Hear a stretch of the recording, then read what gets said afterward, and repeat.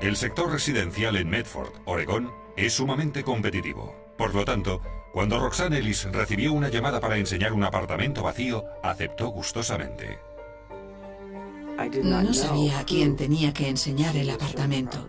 Solo estaba escrito las 11 de la mañana y la dirección. Normalmente escribíamos el nombre de la persona interesada, el número de teléfono y la dirección, pero aquel día no fue así.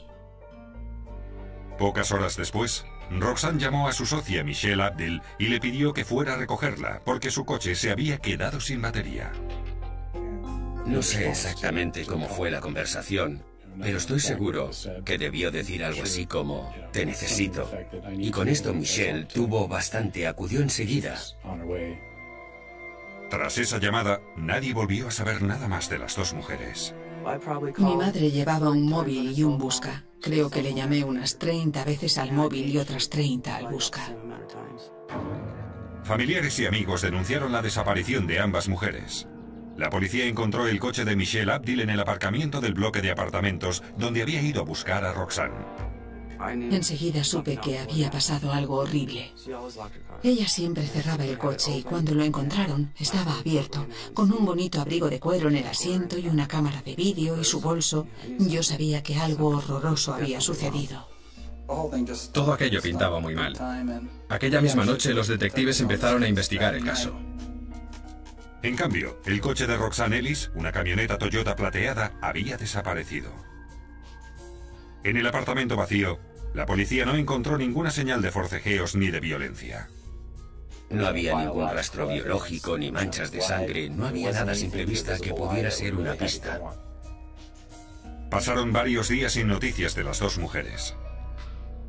Se celebró una misa en su iglesia para mantener la atención del caso. Todo empezó a ser casi surrealista. Habían desaparecido y eso era algo que no encajaba en absoluto con su forma de ser. O sea que empecé a dejarme llevar por el pánico. Era horrible no saber dónde estaban. Están ahí, en algún lugar. Si están en algún lugar sanas y salvas, por favor, que alguien nos llame y nos lo diga. No sabemos dónde están. Las dos mujeres no eran tan solo socias en los negocios. También tenían una relación personal. Por lo que la policía empezó a barajar otra posibilidad. Vivían juntas, no escondían su homosexualidad y eran muy activas en este campo. Trabajaban para introducir cambios en la sociedad que tuvieran un impacto positivo sobre los derechos de los gays. ¿Cabía la posibilidad de que su desaparición tuviera algo que ver con su estilo de vida o sus tendencias políticas? 3 días después de su desaparición, un instalador de antenas de televisión encontró el coche de Roxanne Ellis en un aparcamiento a unos 5 kilómetros del apartamento en alquiler. Vi el coche de casualidad cuando salí en mi primera llamada de servicio a State Street. Vimos un reguero de sangre del fondo del chasis. Vimos la cabeza de una de las víctimas en la plataforma de la camioneta, cerca de la cabina. En la camioneta estaban los cuerpos de las dos mujeres, cubiertos con unas cajas de cartón. Fue una forma muy brutal de morir. Ambas presentaban heridas de bala en la cabeza. Ambas estaban amordazadas y atadas de pies y manos. Les habían tapado los ojos y la boca. Las manos estaban atadas con cinta aislante detrás de la espalda, igual que los tobillos. Pero ¿quién había querido no tan solo matar a esas mujeres, sino también ejecutarlas de ese modo? ¿Y cuál era el mensaje que pretendía enviar el asesino? Nadie sabía por qué habían asesinado a Roxanne Ellis y Michelle Abdil. El móvil no parecía ser el robo. Los rastros de sangre indicaban que las mujeres habían sido tiroteadas en el coche. Se encontraron 4 casquillos de una pistola del calibre 25 cerca de los cadáveres. En el coche no apareció ninguna huella dactilar desconocida, pero sí varias huellas superpuestas de zapatos de hombre. Era un parachoques cromado, con una superficie algo rústica, oxidada, y el desconocido había dejado una impresión en negativo al pisar el parachoques. Las autopsias revelaron que las mujeres habían sido asesinadas el mismo día de su desaparición y no presentaban señales de haber sido agredidas sexualmente. El médico forense encontró fibras de poliéster de color azul verdoso en las heridas letales y la zona circundante. Como si les hubieran disparado a través de algún objeto, una manta o algo parecido, colocado en el cañón de la pistola o contra la cabeza de las víctimas. Y en la pantorrilla de Roxanne aparecía un corte profundo cerca de la cinta aislante, lo cual sugería que el asesino había atado a las mujeres en el apartamento, les había conducido hasta el garaje y luego había cortado las ataduras para que pudieran entrar en el coche. Eso era realmente extraordinario. Era obvio que todavía no conocíamos toda la historia, pero ya empezamos a pensar, eso ha sido un secuestro. Incluso parece un caso de tortura. Era un caso realmente fuera de lo normal. El día de los asesinatos, Roxanne Ellis tenía una cita a las 11 de la mañana para enseñar un apartamento de alquiler a un hombre cuyo nombre no había apuntado en su agenda. Los residentes del edificio habían visto entrar y salir un hombre del apartamento vacío y pudieron dar una descripción general con suficientes detalles para que la policía pudiera elaborar un retrato robot. Increíblemente, el retrato robot se parecía al hombre que había encontrado el coche de Roxanne. Cuando entrevistamos al instalador de antenas, ya habíamos visto el retrato robot de la policía y todos empezamos a comentar lo mucho que se parece. Los investigadores sospecharon que el asesino podía haber dejado sus huellas dactilares en la cinta adhesiva que había empleado para atar a sus víctimas. En efecto, resulta muy difícil manejar este tipo de cinta sin tocar el lado adhesivo. Los científicos trataron la cinta adhesiva con violeta de genciana, un colorante químico. Al sumergir la cinta en este líquido, las células epiteliales muertas procedentes de los dedos y las palmas de las manos reaccionan con la violeta de genciana y se obtiene una buena imagen oscura de las huellas dactilares latentes. Como habían sospechado, el asesino había dejado 2 huellas dactilares claras. Mientras ataba a las 2 señoras, tocó el lado adhesivo de la cinta. Las huellas encontradas no coincidían con las del instalador de antenas, por lo que fue descartado como sospechoso. A continuación, los investigadores intentaron identificar al hombre que había dado cita a Michelle a las 11 de aquel día, y para ello estudiaron el registro de llamadas en el teléfono de su oficina. Descubrieron que se había recibido una llamada desde un motel económico, el Tiki Lodge, en el centro de Medford, Oregón. Se me ocurrió que quizá alguien que se alojaba en el motel estaba buscando algún apartamento de alquiler en la ciudad. Pero no sería fácil encontrar a esa persona. No pudieron identificar la habitación desde la que se había hecho la llamada porque en aquellos días el motel tenía problemas con la instalación, o sea que no sabíamos desde qué habitación se había llamado. El motel disponía de 30 habitaciones y casi todas estaban ocupadas el día de los asesinatos. Los detectives se embarcaron en la laboriosa tarea de identificar a todos los ocupantes. Casi todos eran gente de paso. Las fichas de registro no indicaban la fecha de nacimiento, o sea que solo teníamos nombres propios, pero todos eran muy comunes. Casi todos los residentes del motel habían pagado en efectivo. Otro callejón sin salida. Por tanto, los investigadores tuvieron que volver al escenario del crimen con la esperanza de haber pasado algo por alto. A juzgar por los indicios, la policía sospechaba que el asesino había llamado a la agente inmobiliaria Roxanne Ellis desde el motel Tiki Lodge. Le había pedido que le enseñara el apartamento en alquiler del complejo Sheridan Court. Eso significaba que el asesino conocía bien el edificio y sabía que el apartamento estaba vacío. No había dado su nombre, y Roxanne o bien debía conocerle o no se lo preguntó. Hacia las 11 de la mañana, Roxanne enseñó el apartamento al asesino. Lo ocurrido a partir de entonces no estaba claro.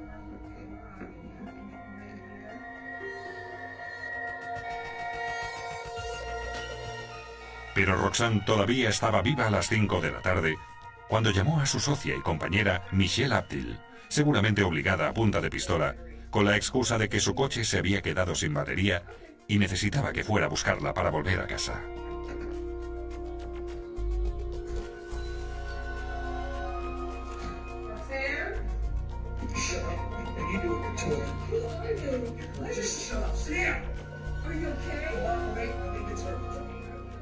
Las dos mujeres se encontraron posiblemente en el apartamento donde el asesino las ató con cinta aislante. El hombre había dejado sus huellas dactilares en el lado adhesivo de la cinta. El garaje estaba conectado directamente con el apartamento, por lo que el asesino había podido meterlas en la camioneta sin ser visto. Roxanne Ellis presentaba una herida profunda en la pantorrilla, algo que indicaba que el asesino había cortado sus ligaduras para que pudiera entrar en el coche. Lo más probable es que asesinara a las dos víctimas en el garaje con un arma del calibre 25 y utilizando algún tejido de color azul verdoso como silenciador.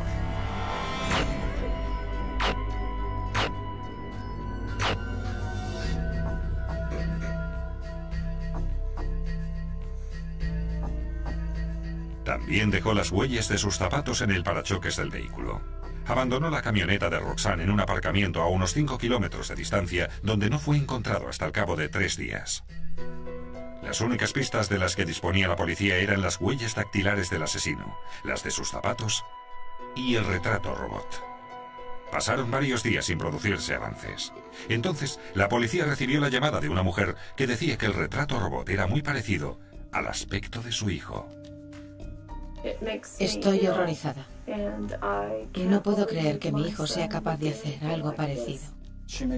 Ella nos había llamado, nos había dado aquella información. Vivía muy cerca del lugar donde se encontró la camioneta y, por lo tanto, estábamos seguros de que no nos estaba proporcionando una pista falsa. El hijo de la mujer, Robert Ackerman, de 29 años, acababa de mudarse a Oregón. Ella dijo que su hijo conocía el apartamento en alquiler donde se había producido el crimen. Ella ya había estado en aquel apartamento de Sugarland Court con su hijo y Roxanne Ellis se lo había enseñado. Y también había otra posible conexión con los asesinatos. El hermano de Robert Ackerman era el gerente del motel Tiki Lodge. La llamada que Roxanne Ellis había recibido antes de ser asesinada había sido realizada desde aquel motel. Sin embargo, Robert Ackerman no tenía ningún motivo para matar a Roxanne Ellis ni a su compañera Michelle. Y carecía de antecedentes policiales. No había estado nunca involucrado en una actividad criminal. De hecho, incluso se había enrolado en el Ejército del Aire, con una hoja de servicios impecable. Se había sacado un máster y tenía un buen trabajo en una empresa de transportes de California. Al investigar sus tarjetas de crédito, se descubrió que Ackerman había gastado cantidad de dinero y tiempo en un club de striptease de Las Vegas. Tenía algo de dinero. Se fue a Las Vegas y se enamoró de una bailarina que consideró como su novia. Empezó a acumular deudas. Obviamente se había vuelto adicto a aquella mujer y a aquel estilo de vida. El nombre artístico de la bailarina era Éxtasis. Dijo que Ackerman se gastaba hasta $3.000 en un fin de semana. Terminó acumulando una deuda de unos $80.000 con sus tarjetas de crédito. Tenía un fondo de pensiones que de alguna manera consiguió liberar. De manera que gastó una cantidad enorme de dinero con aquella mujer. La bailarina declaró que Ackerman estaba obsesionado con ella y que insistía en decir que era su novia.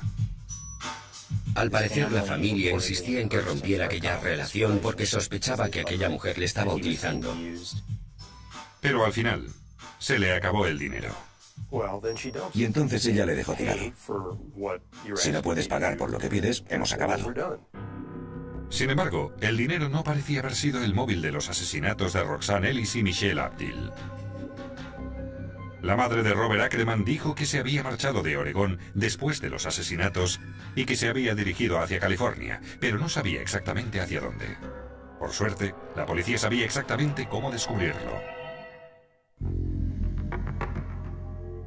El principal sospechoso de los asesinatos de las agentes inmobiliarias Roxanne Ellis y Michelle Abdil era Robert Ackerman, de 29 años. Su propia madre había llamado a la policía para decir que se parecía al retrato robot del asesino. Lo siento tanto. Es lo único que puedo decir. Lo siento mucho. Para ella fue sin duda la llamada telefónica más difícil de su vida, como lo sería para cualquiera al sospechar que su hijo estaba involucrado en aquellos crímenes horribles, y creo que demostró tener una fuerza moral muy grande para poder hacer aquella llamada. El teniente Tim Donny se marchó de Oregón y siguió la pista de Bob Ackerman mediante la actividad de sus tarjetas de crédito hasta Stockton, California. Intuimos que estaba desesperado, que su comportamiento empezaba a acusar ese desespero y temíamos que fuera un peligro.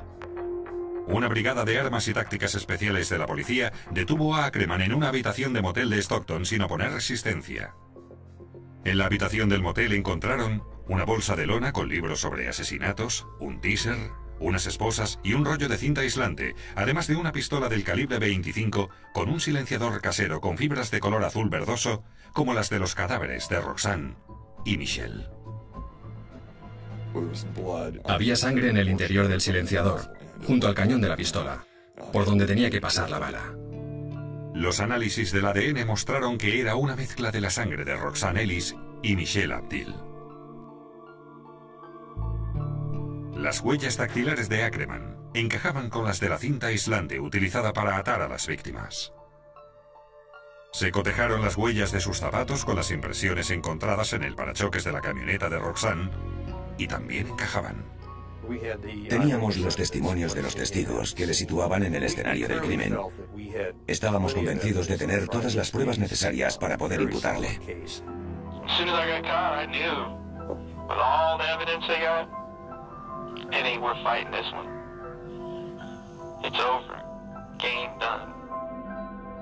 Ackerman no tan solo confesó haber cometido los asesinatos, sino que también declaró haberlo hecho para conseguir dinero.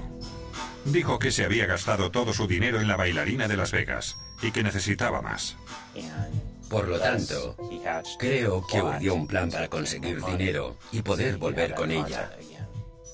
Era tan absurdo. Quiero decir, debía estar muy mal para tener que comprar su amor. Es realmente una lástima que no llegara a conocer nunca el amor que mi madre había tenido. Dijo haber conocido a Roxanne Ellis unos días antes del asesinato, cuando Roxanne había enseñado a su madre el apartamento en Sheridan Court. Ackerman dijo que tenía la intención de obligar a Roxanne a firmarle un talón por valor de $50.000. Consiguió que Roxanne llamara a su socia, Michelle Abdil, para que viniera al apartamento, porque un talón por esta cantidad precisaba la firma de ambas socias.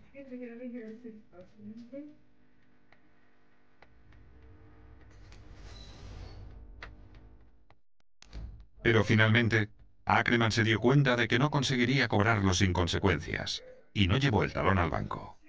Presentarse en un banco para cobrar un talón de $50.000 no era un plan muy inteligente. Se dispararían las alarmas.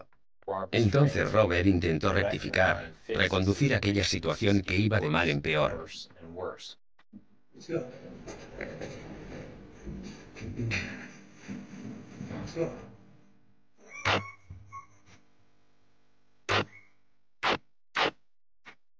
Bob Ackerman odia muchas cosas. Odia a mucha gente y sí, creo que se odia a sí mismo. Y creo que es lo más parecido a la maldad personificada. Así es, Bob.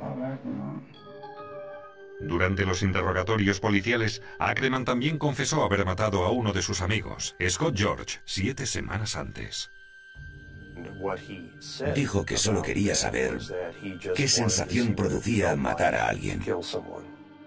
No soy un psicópata, quizá un sociópata. En eso podría estar de acuerdo. Durante los interrogatorios bromeaba a menudo.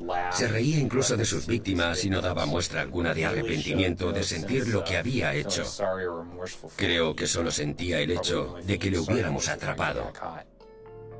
También confesó su culpabilidad durante una entrevista telefónica con la periodista Libby Dowsett.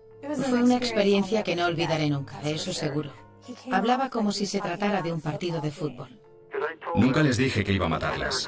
En un asesinato perfecto los cadáveres no aparecen, no hay pruebas. Pero todo se truncó porque Michelle había contado a un colega del trabajo a dónde iba. Por eso dejé allí los cadáveres. De no haber sido así, estarían en el pozo de una mina en Stockton. Bromeaba y reía y hablaba sin tapujos. Y cuando le pregunté si había tenido la intención de matarlas, me dijo, sí, tenía la intención de matarlas, pero no quería que lo supieran. Les dije que solo quería el dinero, y que iba a dejarlas allí atadas, y que en un par de días alguien las encontraría en el apartamento. Era escalofriante. El simple hecho de estar allí sola en la cabina, hablando con él, producía miedo.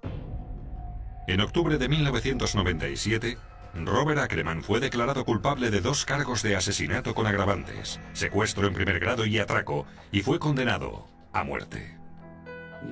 Cuando le inyecten la aguja en el brazo, yo estaré allí. De eso puede estar seguro.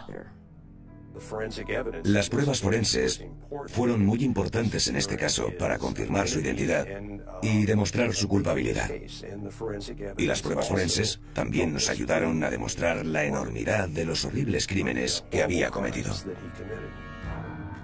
Robert Ackerman sigue esperando en el corredor de la muerte, pero al parecer incluso está impaciente para que llegue el día.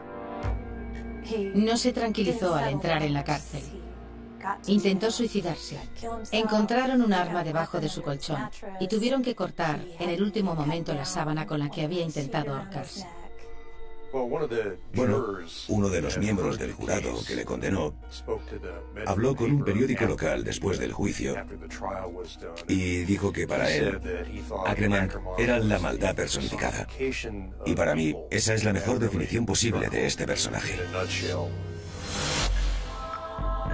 En la penumbra de una madrugada en Tokio, cuando la ciudad apenas comenzaba a desperezarse de su sueño, y los primeros pasos resonaban en las estaciones subterráneas. Nadie sospechaba que aquel día quedaría marcado con fuego en la memoria colectiva de Japón.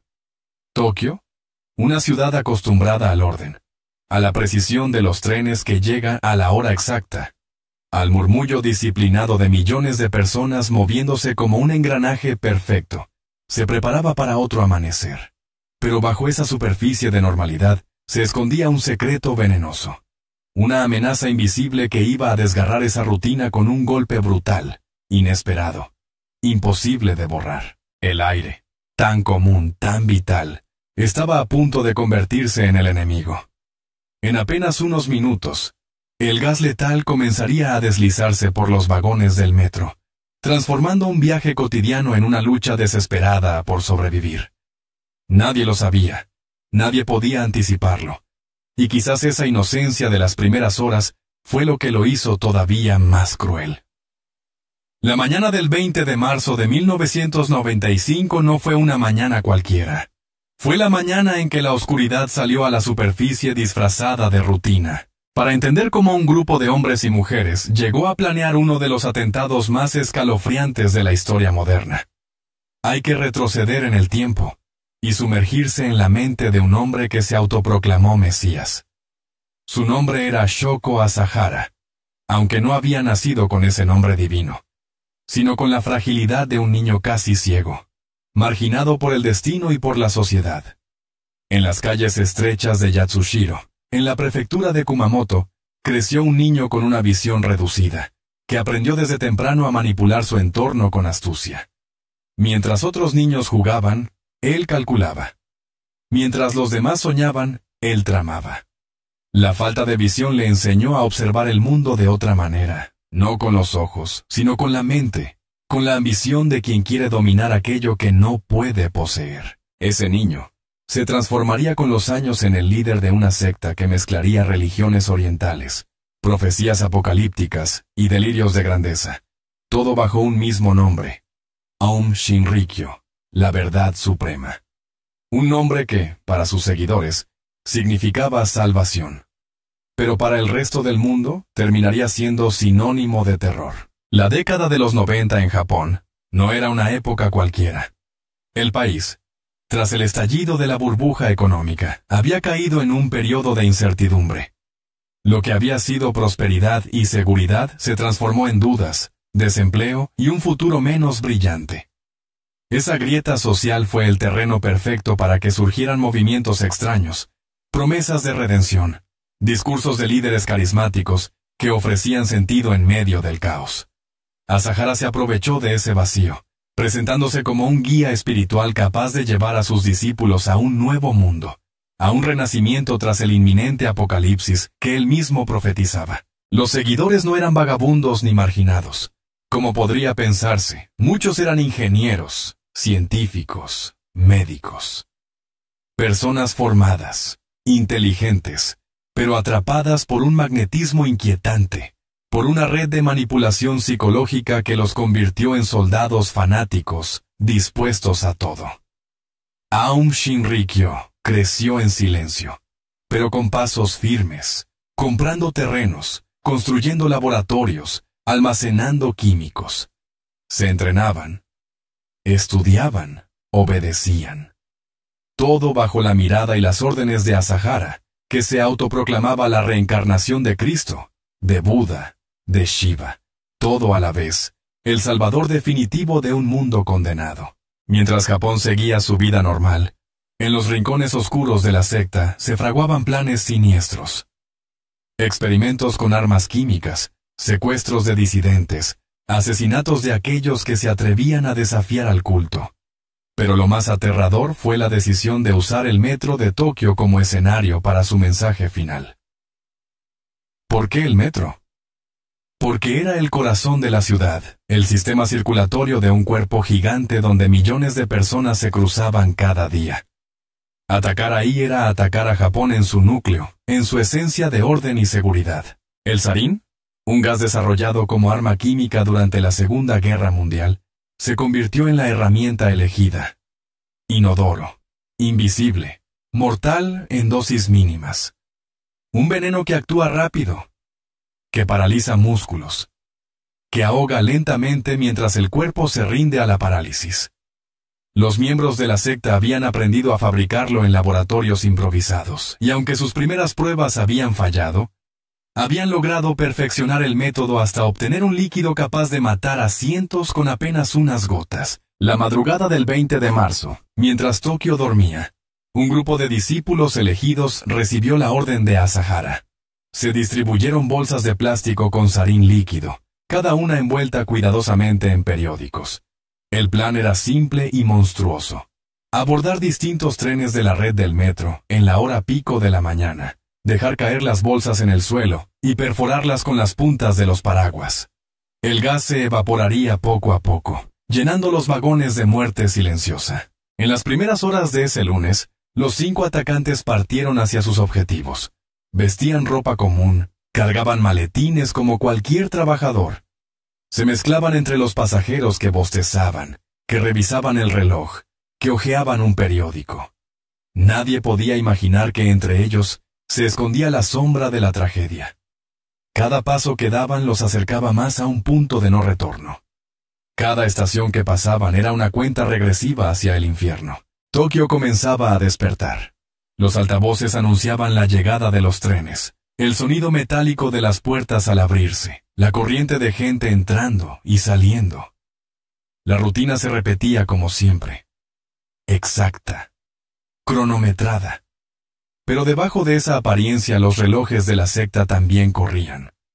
Los discípulos miraban discretamente sus bolsillos, los paquetes que guardaban bajo el brazo, los paraguas que parecían objetos inocentes, pero que pronto serían dagas invisibles. Uno a uno, subieron a los trenes asignados. Se acomodaron en los asientos, dejaron caer las bolsas discretamente en el suelo, y con movimientos casi imperceptibles, comenzaron a pincharlas. Un goteo silencioso se esparció en los vagones. Nadie notó nada al principio.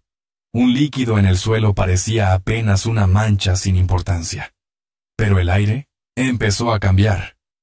Una niebla invisible comenzó a mezclarse con la respiración de los pasajeros. Algunos sintieron un olor extraño, metálico. Otros pensaron que era el cansancio.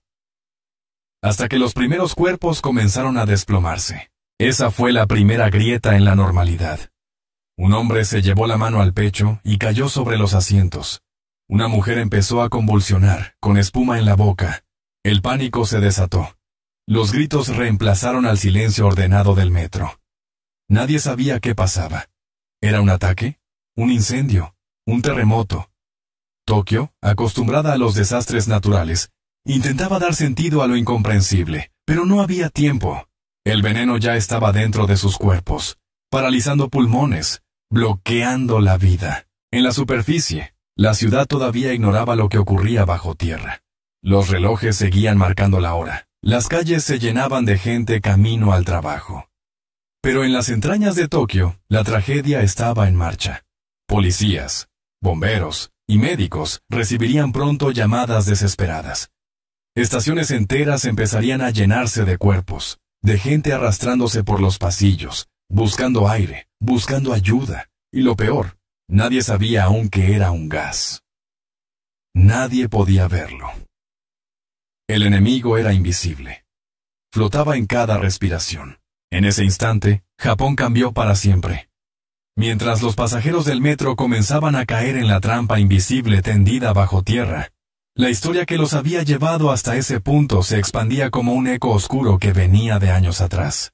Para entender la magnitud de lo que estaba ocurriendo esa mañana, era necesario mirar de frente a la maquinaria de fanatismo que se había ido gestando poco a poco, con la paciencia venenosa de quien siembra semillas en tierra fértil y espera el momento exacto para cosechar la destrucción. Shoko Asahara, cuyo nombre verdadero era Chizuo Matsumoto, se había construido a sí mismo como un profeta de fin de siglo.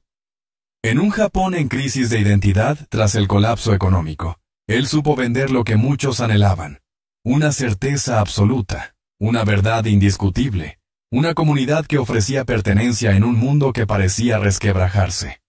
Con túnicas blancas, discursos cargados de misticismo y una mezcla extraña de budismo, hinduismo y cristianismo, atrajo a jóvenes brillantes, estudiantes de universidades prestigiosas, ingenieros y médicos que lo siguieron como si fuera la encarnación de la esperanza. Pero Asahara no era esperanza, sino condena disfrazada de salvación. Su voz lenta, grave, hipnótica, tenía la capacidad de encadenar voluntades.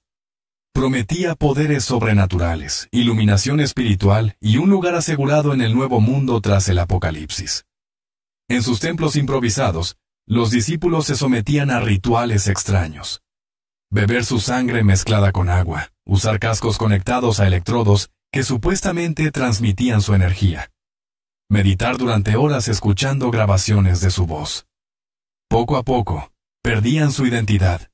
Se vaciaban de sí mismos para llenarse de la doctrina de la secta. Lo que comenzó como un grupo espiritual, terminó mutando en una organización paramilitar con recursos millonarios. Compraron tierras en zonas apartadas, construyeron laboratorios y fábricas secretas. Allí, lejos de los ojos de la sociedad, comenzaron los experimentos. Químicos preparados con precisión mortal, armas biológicas en desarrollo, pruebas con gas sarín y BX. Todo bajo el pretexto de prepararse para la guerra final que, según Asahara, se acercaba. La paradoja era escalofriante. Mientras en televisión japonesa aparecía como un extraño gurú sonriente, con ojos entrecerrados y discursos enigmáticos, en la sombra ordenaba asesinatos de opositores, secuestros de disidentes y experimentos crueles con sustancias letales. Aum Shinrikyo se convirtió en un estado dentro del estado, con jerarquías rígidas, entrenamientos militares y una devoción ciega hacia su líder. El culto no era un refugio para marginados. Era una red de cerebros brillantes puestos al servicio de un delirio. Ingenieros químicos que podrían haber construido un futuro próspero estaban fabricando veneno. Médicos que deberían salvar vidas se dedicaban a manipular cuerpos hasta llevarlos a la muerte. Todo en nombre de un supuesto despertar espiritual. En las noches frías de Japón, los laboratorios de la secta hervían con actividad. Frascos burbujeando. Vapores tóxicos que impregnaban el aire. Notas escritas a mano con fórmulas que no debían existir fuera de un campo de batalla. El gas sarín, aquel veneno invisible nacido de la Segunda Guerra Mundial, se convirtió en el arma favorita de Asahara. No era casualidad. Él quería algo más que matar. Quería sembrar terror, demostrar que podía golpear el corazón del país más ordenado del mundo. Quería mostrarle a Japón que su poder podía desmoronar en segundos el orden milimétrico que tanto lo caracterizaba. Las pruebas comenzaron en silencio. En 1994, en la ciudad de Matsumoto, Aum Shinrikyo liberó gas sarín en un vecindario, matando a 8 personas y dejando cientos de heridos. Fue un experimento, un ensayo cruel que pasó casi desapercibido en la conciencia nacional, pero para la secta fue un éxito. Habían probado que podían desplegar el veneno y causar estragos. Nadie los había descubierto. Nadie había imaginado que un culto religioso pudiera estar detrás de un ataque químico en plena paz. Ese silencio fue su victoria. Y también la condena que preparaba el terreno para lo que vendría. Cada discípulo elegido para participar en los atentados debía pasar por un proceso de deshumanización. Dejaban atrás sus familias, sus nombres, sus dudas. Se convertían en piezas de una maquinaria dispuesta a destruir. Algunos de ellos habían sido hijos ejemplares, estudiantes aplicados, trabajadores admirados. Ahora eran sombras con túnicas blancas, creyendo que al cumplir con la misión, no solo mataban cuerpos, sino que purificaban almas, que aceleraban el fin del mundo para dar paso a un nuevo amanecer. Azahara hablaba de Armagedón, de profecías cumplidas, de Estados Unidos y Japón enfrentados en una guerra nuclear inminente. Sus palabras pintaban un escenario apocalíptico que aterraba y seducía al mismo tiempo. En ese miedo colectivo, sus seguidores encontraban sentido. Si el fin del mundo era inevitable, qué mejor que estar al lado del elegido, del hombre que decía tener la llave de la salvación. Lo más inquietante era la disciplina con la que obedecían. Cuando se les ordenaba fabricar armas, lo hacían con precisión científica. Cuando se les pedía matar a un traidor, lo ejecutaban sin temblar. Y cuando se les asignó la misión de llevar sarín al metro de Tokio, ninguno dudó. Sabían que morirían inocentes, que el caos se desataría, pero lo veían como un sacrificio necesario, como un mensaje divino escrito con el dolor de miles. En el interior de los templos de Aum, los cánticos se mezclaban con el olor químico de los laboratorios. La espiritualidad se contaminaba con la ingeniería de la muerte. Y en medio de todo Shoko Asahara, sentado en posición de loto, con su barba desordenada y sus ojos turbios, proclamaba que la historia estaba a punto de cambiar para siempre. Mientras tanto, Japón seguía ignorante. Los noticieros hablaban de economía, de entretenimiento, de política. Nadie sospechaba que, bajo sus pies, en las entrañas de la capital, se estaba preparando una de las tragedias más brutales de su historia. Nadie imaginaba que un grupo que se hacía llamar la Verdad Suprema estaba a punto de demostrar su poder con un veneno que no dejaba marcas visibles, pero sí heridas eternas. El 20 de marzo de 1995 no surgió de la nada. Fue la culminación de años de manipulación, de obediencia ciega, de un culto que creció como un tumor silencioso dentro de la sociedad japonesa. Fue el desenlace de promesas apocalípticas que encontraron eco en jóvenes vulnerables. Fue la prueba de que, cuando un líder enfermo se convierte en Dios para sus seguidores, los límites de la moral y la humanidad se borran hasta desaparecer. Y así, mientras los pasajeros del metro caían uno tras otro en el veneno invisible, la secta celebraba en la sombra, convencida de que estaba cumpliendo con la misión divina. Lo que para el resto del mundo era horror, para ellos era gloria.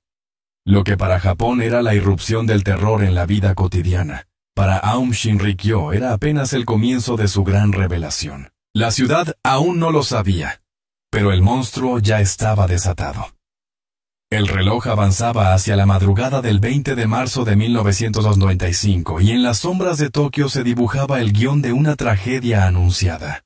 La secta Aum Shinrikyo, bajo las órdenes de su líder, había decidido que había llegado el momento de dar un golpe definitivo.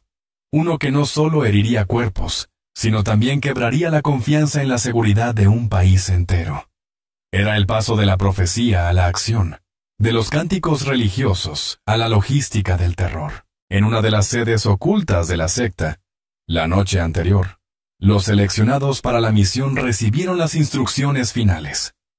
5 hombres, escogidos entre los más leales y obedientes, cargaban en sus espaldas no solo bolsas con un líquido mortal, sino también la certeza de que estaban cumpliendo una misión sagrada.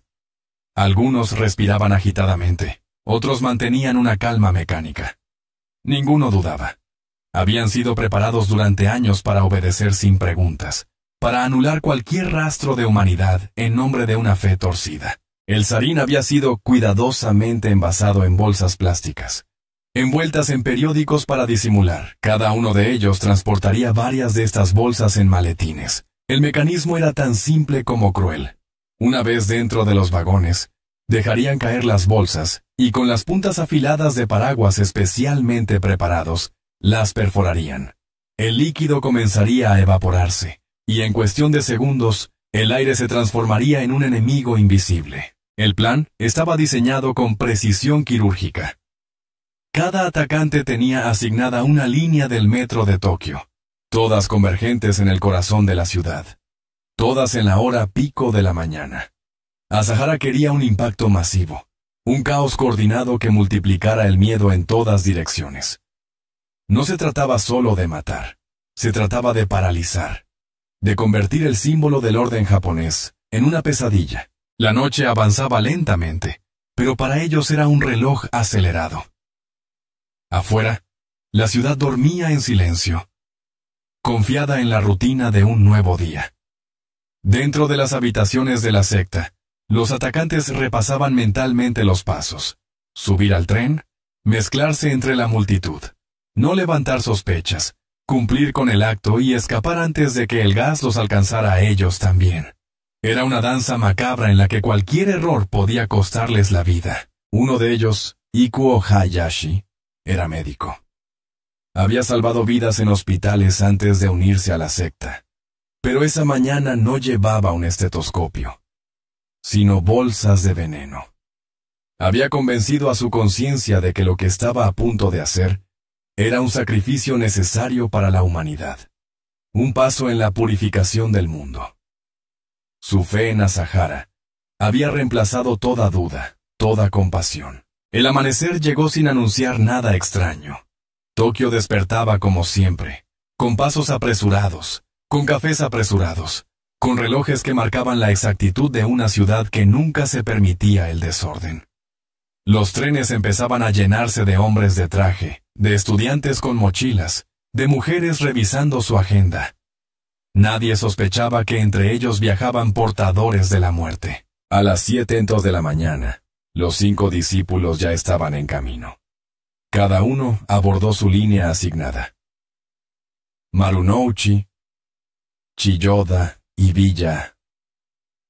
Nombres familiares para millones de japoneses que ese día se convertirían en sinónimo de terror. Los atacantes se mezclaron entre la multitud como si fueran pasajeros más.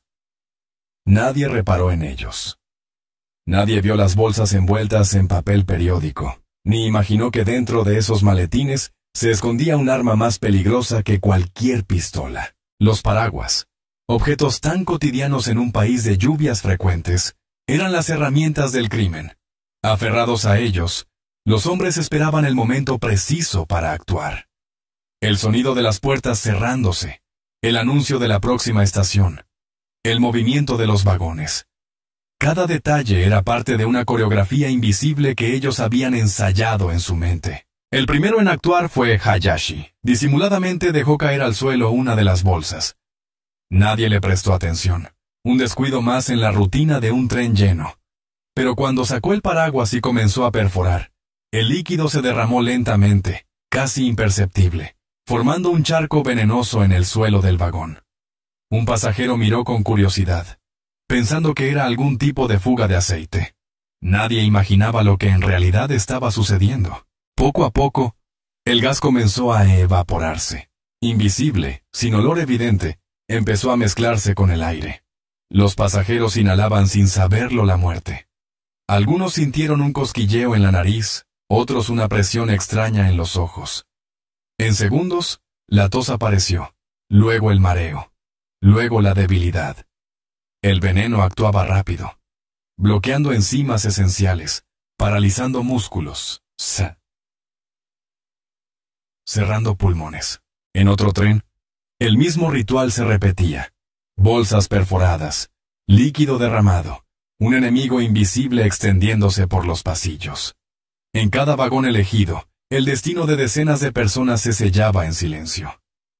Nadie gritaba al principio porque nadie entendía. Pero cuando el primero cayó al suelo convulsionando, los demás comenzaron a comprender que algo terrible estaba ocurriendo. Los atacantes, entrenados para la frialdad, se levantaron en cuanto cumplieron su misión y descendieron en las estaciones acordadas. Caminaban rápido pero no corrían, Querían parecer pasajeros comunes que simplemente se dirigían a su trabajo. Detrás de ellos, en los vagones que abandonaban, la vida empezaba a transformarse en pesadilla. El aire del metro se volvió denso, insoportable. Los gritos comenzaron a llenar los túneles. Un hombre se desplomó contra la puerta. Una mujer se arrastraba por el suelo buscando aire. Los ojos ardían, los pulmones parecían cerrarse. Los cuerpos temblaban en espasmos. Los conductores, confundidos, recibían reportes caóticos de pasajeros enfermos, de vagones llenos de gente desmayada. Nadie sabía aún que se trataba de sarín. Nadie sabía cómo defenderse de algo que no se podía ver. En la superficie, la ciudad todavía parecía normal. La gente caminaba hacia el trabajo, los semáforos cambiaban de color, los comercios abrían sus persianas. Pero en las entrañas de Tokio, el caos se expandía como un incendio silencioso. Las estaciones de Kasumigaseki, Hibiya y otras más, empezaron a llenarse de cuerpos desplomados en los pasillos, de trabajadores del metro tratando de ayudar sin saber que ellos mismos se estaban contaminando al respirar. El tiempo, en esos minutos, parecía haberse detenido. Cada segundo contaba, cada respiración era un paso más hacia la muerte. Nadie entendía, todos buscaban explicaciones. Un incendio, una fuga de gas natural, un atentado. El miedo se multiplicaba con la incertidumbre. Y mientras tanto, los atacantes ya estaban lejos, regresando a la seguridad de su cuartel, convencidos de haber cumplido una misión divina. Asahara, en su refugio, esperaba noticias. Sus discípulos entrarían más tarde para informarle que el veneno había sido liberado, que los trenes de Tokio estaban cayendo en el caos. Él cerraría los ojos con satisfacción, creyendo que había golpeado al corazón del país, que su profecía se acercaba a cumplirse. Afuera, en cambio, Japón despertaba a la peor mañana de su historia reciente. Lo que empezó como un goteo silencioso se transformó en un rugido de desesperación.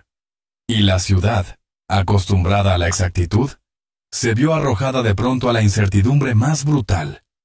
No saber si el aire que respiraban era vida o muerte. La mañana del 20 de marzo de 95 avanzaba con la misma precisión mecánica que siempre había caracterizado a Tokio. A las 7:45 los trenes recorrían sus rutas habituales, llevando en su interior a miles de trabajadores, estudiantes y oficinistas, que jamás imaginaron que ese día se transformaría en un campo de batalla invisible.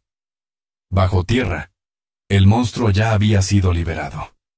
El sarín, incoloro, letal, se expandía silenciosamente, y con cada estación recorrida, las víctimas aumentaban. En la línea Marunouchi, el veneno se esparcía desde una bolsa abandonada en un vagón.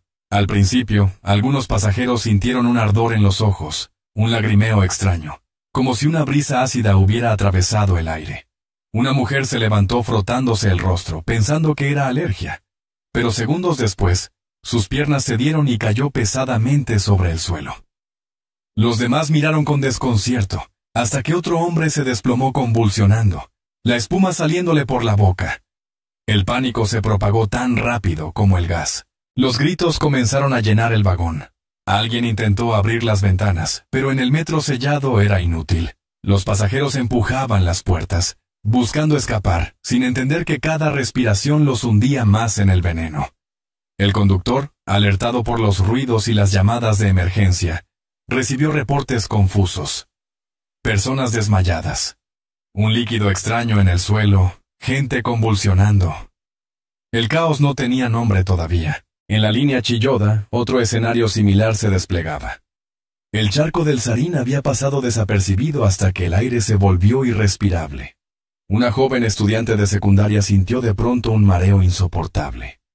Se aferró al tubo metálico, pero sus manos temblaban, incapaces de sostenerla. Cayó al suelo. Y en medio de la multitud, nadie podía ayudarla porque ellos mismos empezaban a desplomarse. Un oficinista trató de arrastrarla hacia la puerta, pero sus piernas se negaban a obedecer. El veneno ya circulaba en su sangre, cerrando lentamente sus músculos respiratorios. En la estación Kasumigaseki, epicentro del gobierno japonés, Las puertas se abrieron y lo que salió de los vagones fue una visión que nadie olvidaría jamás. Cuerpos cayendo, personas arrastrándose por el suelo, gritos de auxilio mezclados con la confusión absoluta.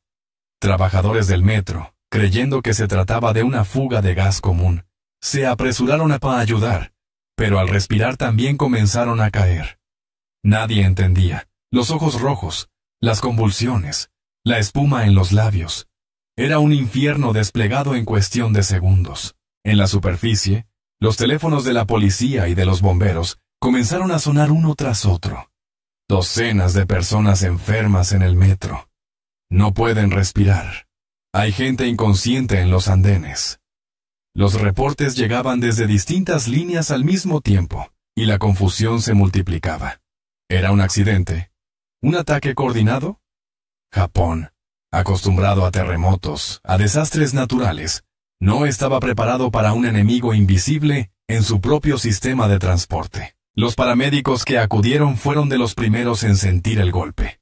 Con máscaras mínimas, sin saber a lo que se enfrentaban, bajaron a los túneles y encontraron un paisaje dantesco. Hombres en trajes de oficina tirados en el suelo, mujeres retorciéndose en convulsiones, estudiantes desmayados. El aire ardía. Los rescatistas intentaban levantar a los heridos, pero muchos cayeron ellos mismos, tosiendo, con los ojos enrojecidos, tambaleándose hasta desplomarse. Era como si los túneles se hubieran convertido en cámaras de gas improvisadas. La magnitud del ataque quedó clara en pocos minutos. Más de una docena de estaciones reportaban víctimas. Los trenes seguían circulando con bolsas de sarín, derramándose lentamente en los vagones, multiplicando el horror estación tras estación.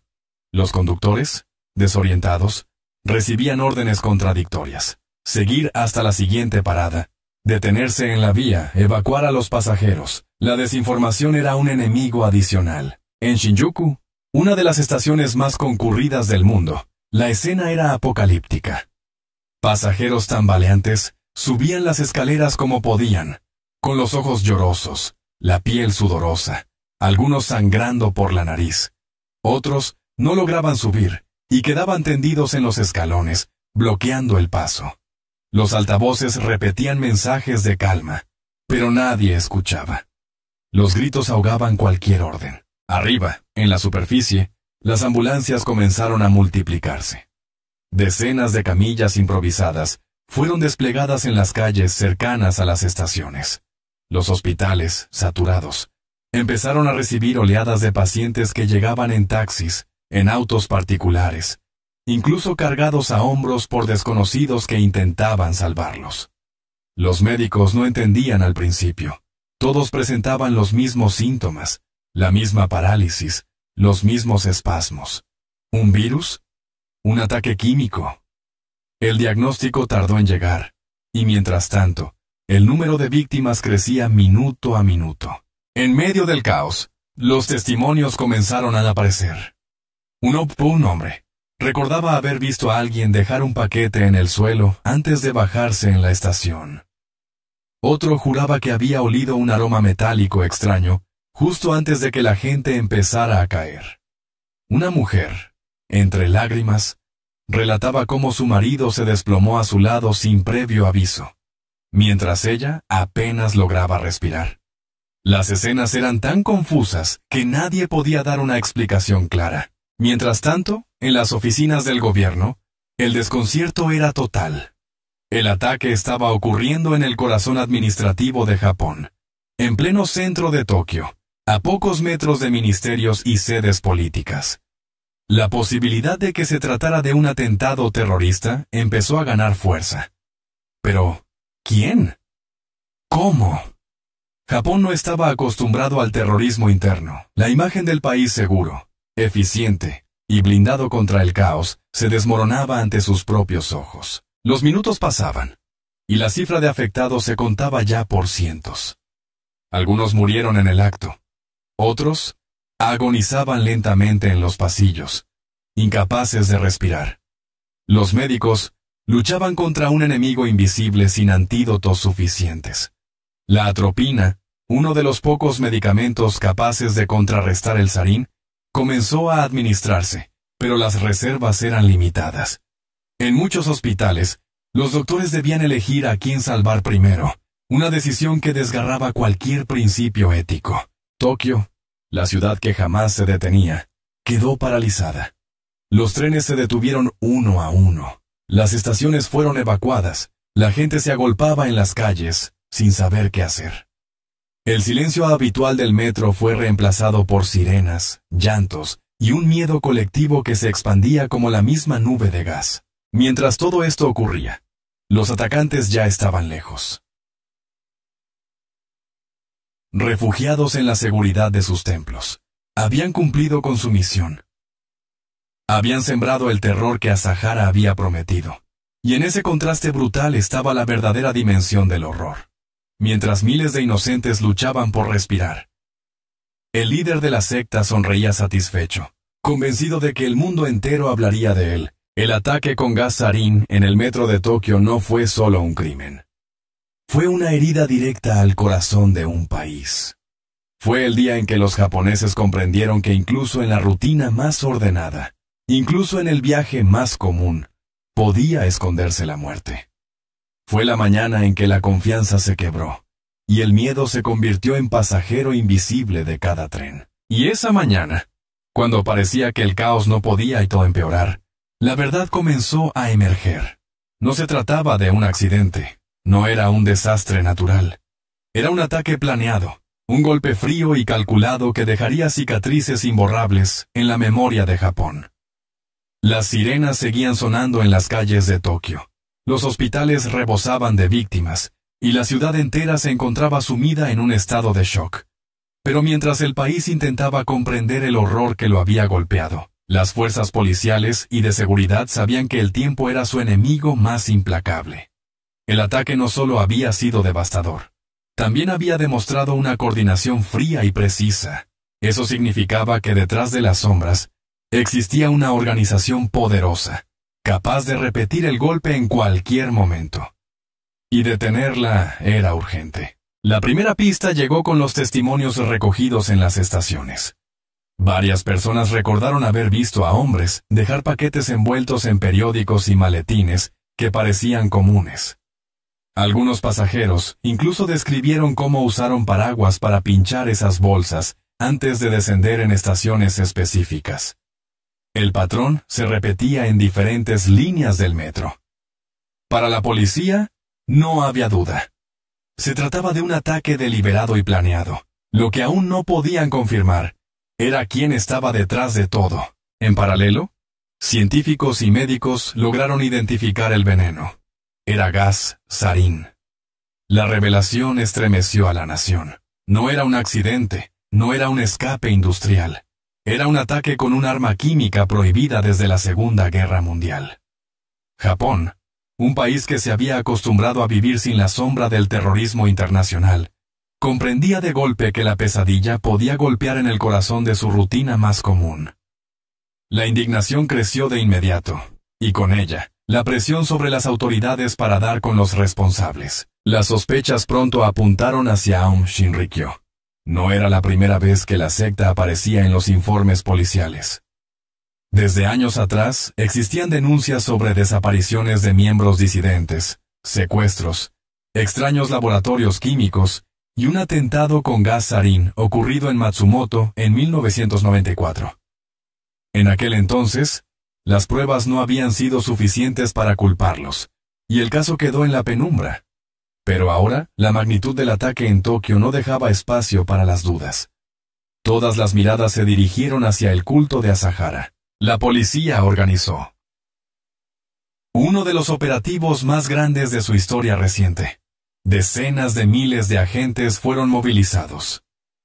Helicópteros sobrevolaban las instalaciones sospechosas de la secta. Los medios de comunicación, que hasta entonces habían tratado a Asahara como un excéntrico gurú de poca relevancia, ahora transmitían en directo la cacería contra él y sus seguidores. Japón entero estaba pendiente de las pantallas. El 22 de marzo, apenas 2 días después del ataque, la policía irrumpió en la sede central de Aum Shinrikyo, en Kamikuishiki, al pie del monte Fuji. Lo que encontraron superó las expectativas más oscuras. Edificios rodeados de muros, laboratorios clandestinos, tanques químicos, máscaras de gas, armas improvisadas y una infraestructura casi militar. Era como si la secta hubiera estado preparándose para una guerra. Los agentes, con trajes protectores, caminaban entre recipientes que aún contenían restos de sarín, notas con fórmulas químicas, planos de instalaciones. Los noticieros transmitían imágenes impactantes. Filas de seguidores con túnicas blancas escoltados por la policía. Recipientes metálicos sacados de los laboratorios. Agentes con máscaras revisando habitaciones selladas. El país, incrédulo, veía cómo detrás de la fachada religiosa se escondía una maquinaria del terror perfectamente organizada. Pero Asahara, el Mesías autoproclamado, no apareció de inmediato. Su paradero se convirtió en un misterio angustiante. ¿Estaba escondido dentro de las instalaciones? Había escapado. Los rumores crecían. Algunos decían que había huido disfrazado entre sus seguidores, otros que se había refugiado en túneles subterráneos construidos por la secta.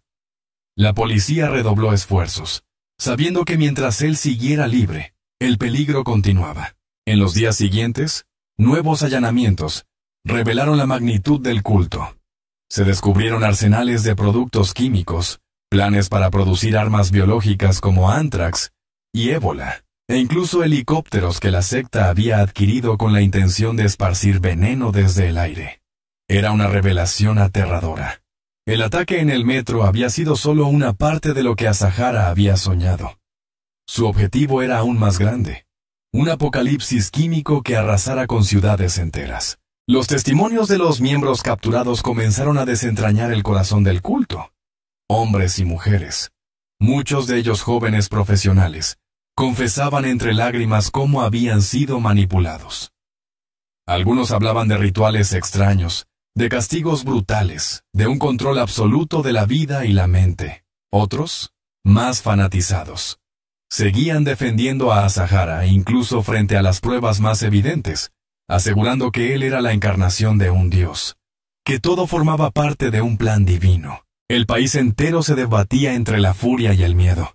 Las familias de los fallecidos lloraban en silencio mientras las cifras oficiales confirmaban 13 muertos y más de 6.000 heridos. Las imágenes de las estaciones, los cuerpos tendidos, los sobrevivientes con secuelas irreversibles, estaban grabadas en la retina de todos. La confianza en la seguridad cotidiana había sido destruida. Finalmente, el 16 de mayo de 1995, tras semanas de persecución, la policía encontró a Shoko Asahara escondido en un compartimento secreto dentro de una de las instalaciones de la secta. Estaba en posición de loto, con la misma calma fingida de siempre, como si el mundo exterior no existiera. Fue arrestado sin resistencia. Las imágenes de su captura recorrieron el planeta. El líder ciego, barbudo, vestido con su túnica, escoltado por agentes que lo sujetaban de los brazos. El hombre que había aterrado a Japón parecía frágil, casi ridículo, pero su legado de muerte era devastador. La captura no detuvo las revelaciones. Documentos incautados mostraron cómo Aum Shinrikyo había infiltrado instituciones, comprado terrenos estratégicos y planeado ataques aún mayores. La secta había crecido con tanta fuerza que muchos se preguntaban cómo las autoridades no la habían detenido antes. Esa pregunta se transformó en un reproche social, en un cuestionamiento profundo a la capacidad del Estado para proteger a sus ciudadanos. Los juicios comenzaron poco después. El espectáculo mediático fue inevitable. Día tras día, testigos relataban el horror. Fiscales mostraban pruebas, y a Asahara, sentado en su silla, escuchaba con una calma inquietante, a veces sonriendo, a veces cerrando los ojos como si meditara. Sus discípulos más cercanos fueron juzgados junto a él. Algunos pidieron perdón, otros defendieron sus actos hasta el final. Japón entero seguía el proceso judicial como si se tratara de una purga colectiva. No se trataba solo de castigar a los culpables. Era una manera de exorcizar el miedo, de demostrar que la justicia podía imponerse incluso frente a la oscuridad más radical. Pero mientras las sentencias se acercaban, el eco del ataque seguía presente. En las estaciones de metro, los pasajeros miraban con desconfianza cualquier paquete abandonado. El simple estornudo de un desconocido podía despertar recuerdos traumáticos. Las heridas no eran solo físicas, eran psicológicas, profundas, invisibles, como el gas que las había causado. La cacería había terminado con la captura de Asahara, pero el veneno que había liberado no desapareció. Se quedó flotando en la memoria colectiva, recordando a todos que incluso en la ciudad más segura, incluso en el trayecto más rutinario, la muerte podía esconderse en una bolsa de plástico abandonada en el suelo. La captura de Shoko Asahara había sido solo el inicio de un proceso largo y doloroso. Japón, paralizado por el miedo, necesitaba justicia, necesitaba ver a los culpables enfrentarse a la verdad. Necesitaba un cierre que aliviara aunque fuera un poco la herida abierta. Los juicios comenzaron bajo un clima de expectación desbordante. Cada día, multitudes se agolpaban en los tribunales. Periodistas de todo el mundo buscaban un asiento en la sala, y los sobrevivientes, con cicatrices físicas y emocionales, esperaban escuchar una palabra que rara vez llegaba: arrepentimiento. Los fiscales desplegaron una montaña de pruebas. Fotos de las estaciones en la mañana del ataque. Testimonios de pasajeros que habían visto a los atacantes pinchar las bolsas. Restos químicos encontrados en los laboratorios del culto. Informes de científicos que confirmaban que el sarín había sido fabricado en las instalaciones de Aum Shinrikyo. Todo apuntaba hacia la secta.